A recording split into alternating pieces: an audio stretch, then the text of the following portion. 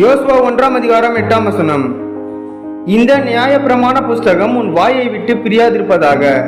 இதில் எழுதியிருக்கிறவைகளின் படியெல்லாம் நீ செய்ய கவனமாயிருக்கும்படி இரவும் பகலும் அதை தியானித்துக் கொண்டிருப்பாயாக.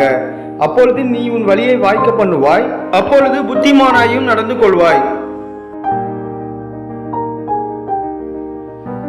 Joshua chapter 1 verse 8.